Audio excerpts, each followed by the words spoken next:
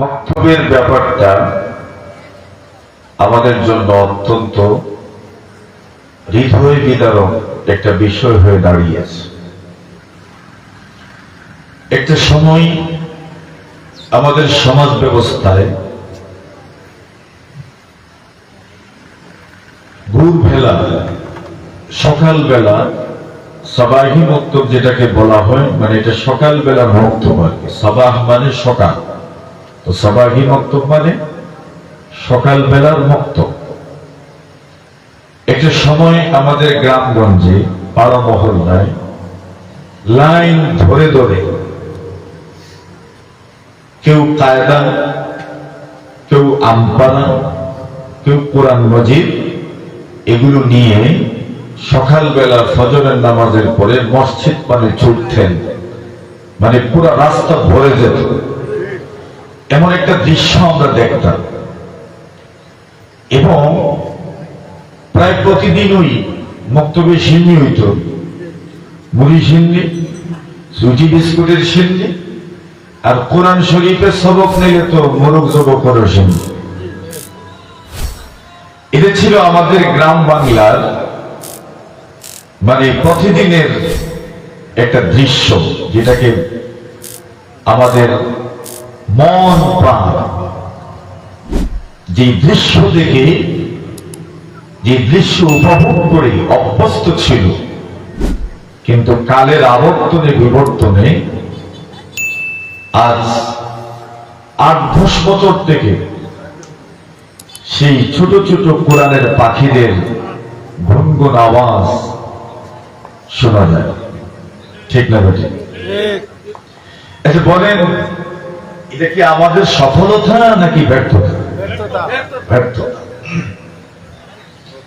একটা সময় আমাদের গ্রামগঞ্জে পাড়া মহল্লায় সকালবেলা কেউ যদি হেঁটে যেত, আপনাদের এদিকে আছে কিনা জানি না, তবে আমাদের এদিকে অনেক মানুষ সকালবেলা গরু জমিনে ছাড়ত, এগুলো ডাকাইয়া জমিনে নিতে হইত। যাওয়ার সময়, আসার সময় প্রতিটি ঘর থেকে মুরব্বী পুরুষ ও মহিলাদের কণ্ঠে কোরআনের তিলাওয়াত শোনা যেত। এই দৃশ্যটাও অভাবনীয় ভাবে আজ বিলুপ্ত হয়েছে। এখন আর গ্রামে পাড়ায় মহল্লায় কোরআন মজিদের তিলাওয়াতের আওয়াজ শোনা যায় না। এই দৃশ্যটা কি শুধু আমি দেখছি নাকি আপনারাও দেখছেন? আপনারাও দেখছেন। মনের অবস্থাটা কেমন হয়? মনে হয় পুরোটা মহল্লার যেন মৃত, একটা মৃত্যু পরিতে যেন এসেছে, এমন মনে হয়। মানে আমাদের ঘর কোরআন তিলাওয়াত থেকে একদম খালি, শূন্যের কোণায় পৌঁছে গেছে কোরআন তিলাওয়াত। এটাই উম্মতের জন্য অশনি সংকট। মক্তব শিক্ষা, দ্বীন ইসলামের শিক্ষার সর্বপ্রাচীন ব্যবস্থার নাম হলো মক্তব শিক্ষা। এর চেয়ে প্রাচীন কোন ব্যবস্থা ছিল না। ইসলামের শুরু থেকেই দ্বীন শিক্ষা এবং ইসলামী সংস্কৃতি চর্চা সবচাইতে নির্ভরযোগ্য স্থান ছিল মসজিদ। মক্কাতুল মুকাররমায় রাসূল আকরাম সাল্লাল্লাহু আলাইহি ওয়াসাল্লাম যখন দিনের দাওয়াত দিলেন, সেই সময় অত্যন্ত গোপনীয়তার সাথে ইসলামের দাওয়াত দেওয়া হয়েছে এবং ইসলাম শিক্ষা অত্যন্ত গোপনীয়তার সাথে পরিচালিত হয়েছে।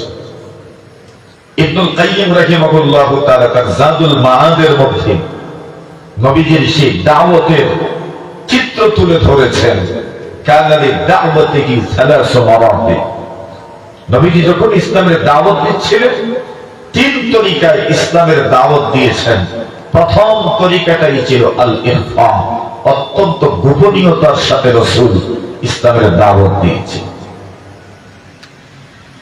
কিন্তু সেই গোপনীয়তার সাথে যে দাওয়াত দেওয়া হয়েছে, সেখানে আবু বকর সিদ্দিক রাদিয়াল্লাহু তাআলা, উসমান গনি, আলী মুর্তজা, আসাদুল্লাহ আল গালিব, আব্দুল্লাহ ইবনে মাসউদের মতো দিগ্বিজয়ী বড় বড় সাহাবায়ে কেরাম মুসলমান হয়েছেন এবং ওনাদেরকে দ্বীন শিখানোর জন্য যে স্থানকে নির্ধারণ করা হয়েছিল, ওই স্থানের নাম ছিল দারে আরকম।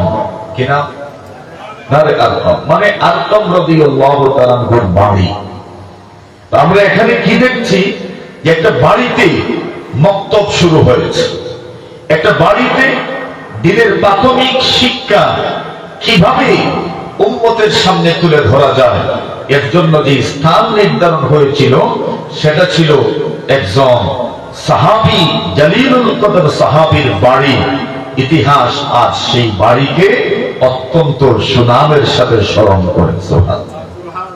এজন্য অনেক প্রতিষ্ঠানের নাম দেখবেন দারুল আরকম।